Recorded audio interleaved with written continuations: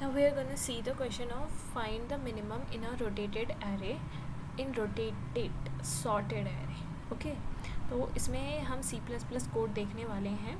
इसमें हमें क्या है, एक एरे दे रखी है, गिवन है, और ये सॉर्टेड है, बट इसे सर्टेन नंबर्स ऑफ टाइम हम इसको क्या कर दिया गया है, रोटेट कर दिया गया है. उसके बाद हमें ये एरे दे दी गई है, तो हमें बताना है कि इसमें से मिनिमम एरे एलिमेंट क्या होगी.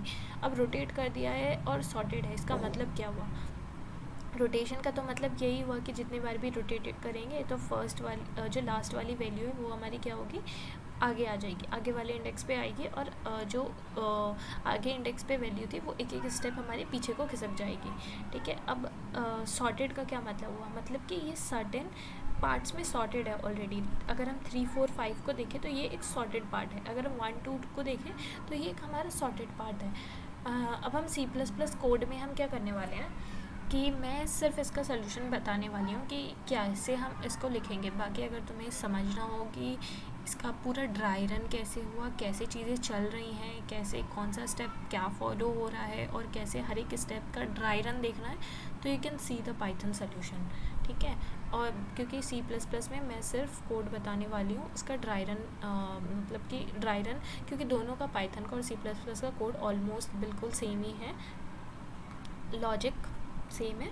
तो अगर मतलब कि देखना हो कि ड्राई रन समझना हो और अप्रोच समझना हो तो वो वाला सोल्यूशन देख लेना.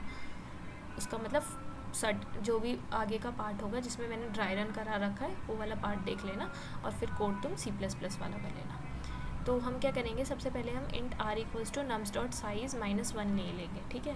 कि r में हमने पूरी एरे की लेंथ ले ली, जो लास्ट इंडेक्स है, जो लास्ट लेंथ है हमने वो ले लिया, और l इक्वल्स टू 0 ले लिया, और मिड ले लिया. ठीक है. और एक वेरिएबल ले लिया मिड. अगर हमारे एरे में सिर्फ एक एलिमेंट है, इफ़ नॉट r, तो क्या कर दो, रिटर्न कर दो नम्स ऑफ 0. मतलब कि अगर हमारा एक एरे दे रखा है जिसमें जो कि इक्वल है 7. ठीक है. तो मतलब क्या है, इसमें एक ही लेंथ है, सिर्फ 7 ही है उसमें वैल्यू, तो क्या कर दो, रिटर्न कर दो नम्स ऑफ 0.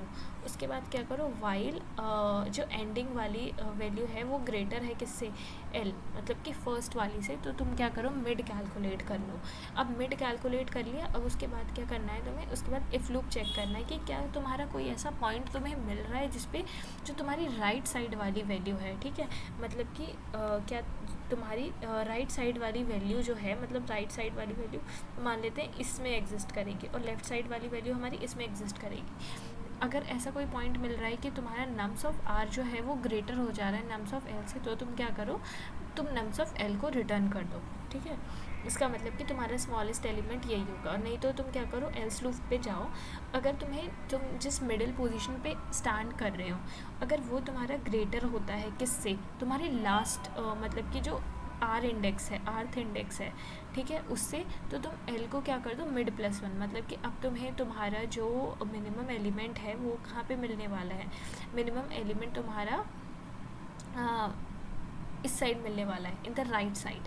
ठीक है. और अगर ऐसा नहीं होता है, मतलब मान लेते हैं कि तुम्हारी r की वैल्यू बड़ी है, ठीक है, मिड एलिमेंट्स से, तो r को क्या कर दो, इक्वल्स टू मिड कर दो, और एंड में रिटर्न नम्स ऑफ l कर दो.